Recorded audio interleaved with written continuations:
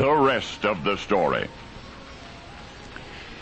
He was an ecologist both by natural inclination and by training. He knew that approximately half of all the timber in the United States had been cut.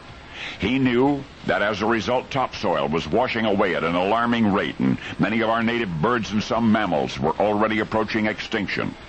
The worst aspect of this dreary ecological situation was the continued and in some cases unnecessary harvesting of our nation's timber. All of this the ecologist knew. He would aid by setting a good example. Unfortunately for this well-intentioned fellow, his decision would cast him in the role of a 20th century Scrooge in the eyes of his family, particularly in the eyes of his young sons, because at Christmas time he would deny them a Christmas tree. Dr. Seuss once wrote of a mythical Grinch who stole Christmas.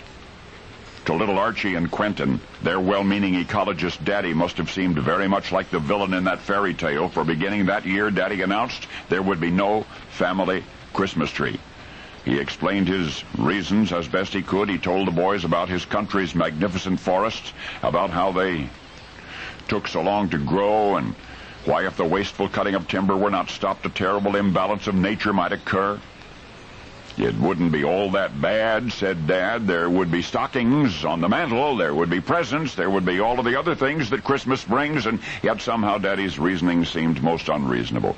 Archie and Quentin didn't know much about forestry or conservation. Their question was, but Daddy, what would Christmas be without a tree?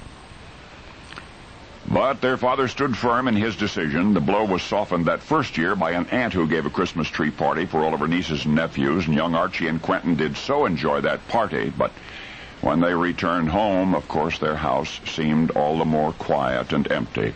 Meanwhile, old Scrooge was defending his ecological posture to friends and neighbors, to anybody who would listen. But to follow his example, he inspired very few. By the following Christmas, little Archie and Quentin had had enough. Mid-December, they conspired to smuggle a small evergreen up the back stairs and into Archie's closet, and they succeeded, and they decorated the little tree.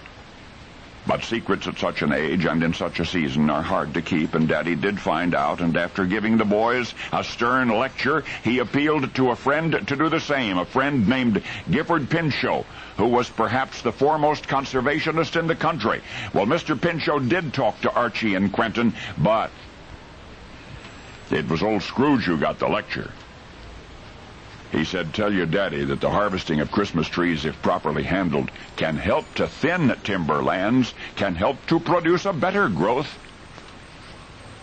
So Daddy's argument kind of lost its leverage after that, and though his pride would not permit him to change his public posture, his two small sons, each year thereafter, would be allowed to have a tree upstairs where strangers could not see, upstairs in Archie's room.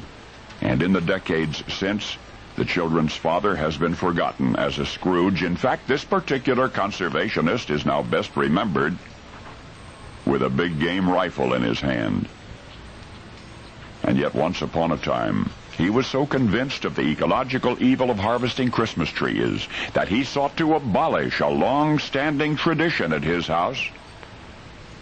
And his house was our White House, but by his own two small sons. President Theodore Roosevelt was outvoted. And now you know the rest of the story.